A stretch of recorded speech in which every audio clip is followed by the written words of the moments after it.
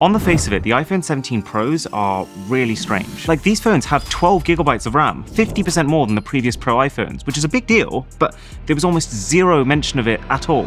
Why? The biggest improvement to the new A19 Pro chip is neural accelerators, but Apple didn't demo a single tangible use case. Apple suddenly, randomly, for like the first time ever, couldn't stop talking about thermal performance, even going as far as to ditch their favorite material ever, titanium, completely change the look of the phone to get as much heat conductive metal into the design as possible, and to create and fit this whole new vapor chamber on the inside. But with no features to accompany these hardware changes. Everyone assumed, oh, they're improving cooling, they're increasing the battery size, they're offering more storage. That's obviously because, these new phones are going to record video in 8K. Nope. So what the hell is going on? Here's what I think. I think that the main benefit of the Pro iPhones this year doesn't actually exist yet. It looks, on the face of it, like a bit of a collection of somewhat random upgrades right now, but there is a bigger reason why these are the way they are.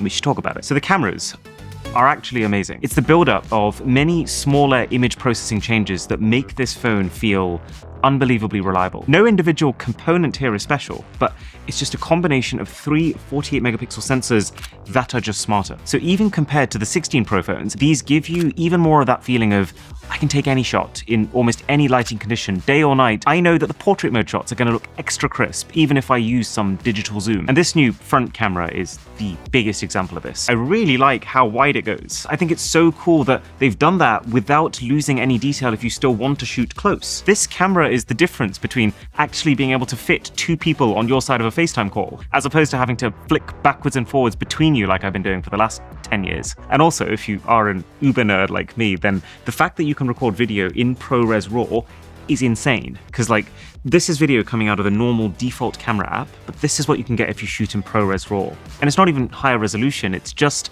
the purest form of video file that gives you unlimited ability to tinker with it with practically zero quality loss. And also, if you then decide that a scene you've shot looks horrible and warm, then you can just flip the white balance completely. It's really impressive. But pretty much every upgrade for these new iPhones has some sort of asterisk. And the one for cameras is that the actual headline camera feature, this new 48-megapixel 4x telephoto lens, it makes very little difference. It can't focus on objects that are up close, so it keeps switching you over to the main 1x camera even when you're zoomed in. And when you're trying to go all the way to max zoom, well, I'd say sometimes you really can notice the improvement, but in many situations you also can't. Makes me think this is more of a software improvement than it is a hardware one. Plus, it does just feel like such an obvious gap that the phones can't shoot 8K video, and that they still haven't fixed those annoying flares you get when you're looking at light sources.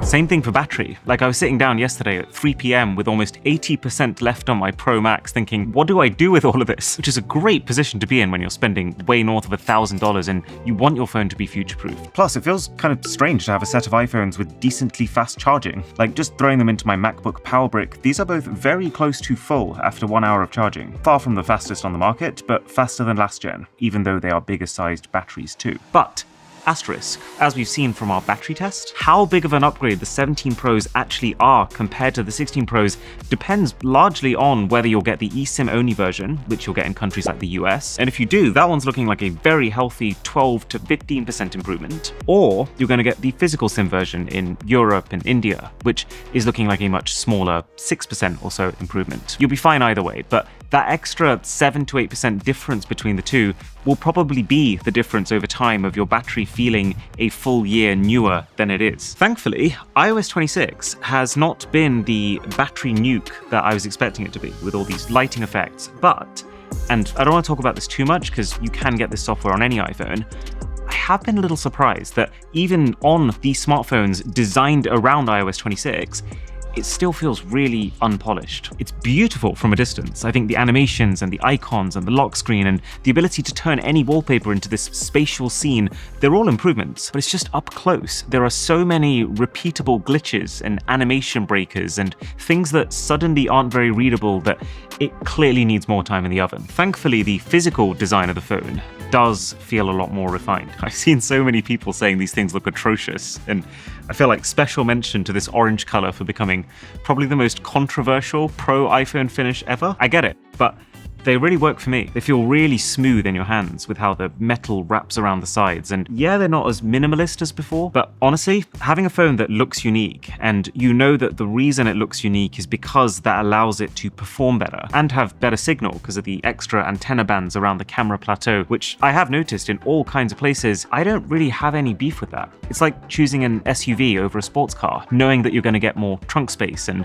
head height because of it. It's also a little bit more balanced on a table than the last iPhones, thanks to this plateau somewhat evening out the elevation of the phone. The asterisk, the fairly substantial asterisk, and you might have realized this already if you've seen this photo that's been floating around from our unboxing video, is that these new phones are easier to scratch. I specifically tested this once I first noted a couple popping up on the back of my phone, and yeah, compared to the Titanium 16 Pro, which I actually couldn't get a permanent mark on using a key, the 17 Pro's aluminium body didn't put up a whole lot of resistance. But two things. One, you'll notice this quite a bit less on the more natural silver color, which is why that's the one I would actually recommend. Two, you can also just slip on the Toras Q3 Air case, our sponsor. The thing's built like an absolute tank with real airbags. It's engineered around people who like to capture their lives with this rotating magnetic stand that lets you hold the thing basically anywhere to get your shots. And it's designed to resemble air sneakers, which just looks kind of sick. But the third thing about this design is, I would say screen durability is actually way more important than body durability, because a lot less people use screen protectors compared to cases, and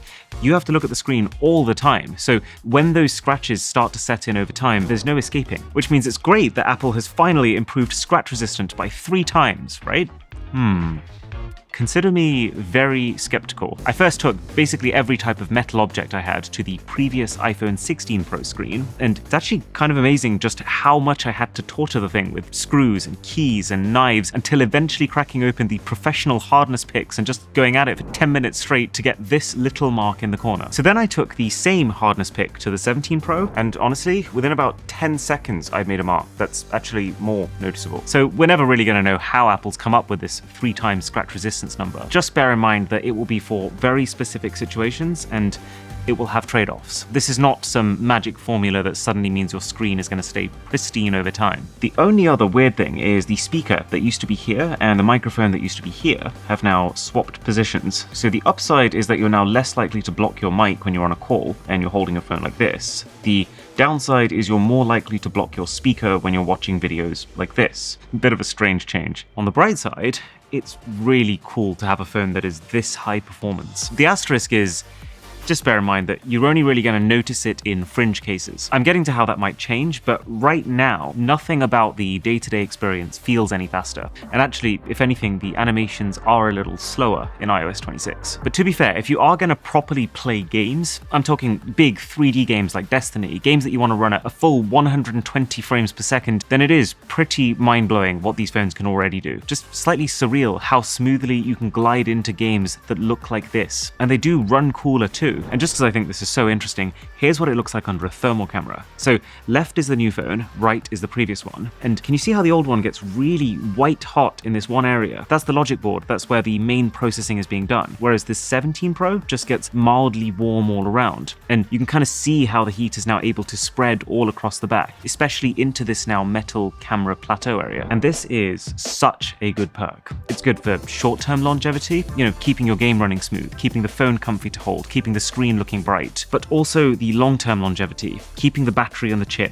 healthy. These are such good mainstream phones for gaming. You get the highly optimized iOS apps, and the screen is so good. You won't notice it all the time, but if you're like I am right now, sitting outdoors and you've got some really brightly lit objects reflecting off of it, you will feel the fact that it's quite a bit brighter, and it also has this anti-reflective coating that reduces the glare. But to be fair, Toras can give you this on any iPhone with their Origama screen protector. You just drop your phone into this insane looking contraption they give you. This is a 16 Pro Max, and it applies the protector in the most idiot-proof way I've ever seen. And now, have a look at the difference in glare on the screen, and it'd be even more on a 17 Pro, which is such a cool side perk for a screen protector to have. Link below to grab one now. So, this random collection of upgrades that we've had to the 17 Pros this time around, what's it all about?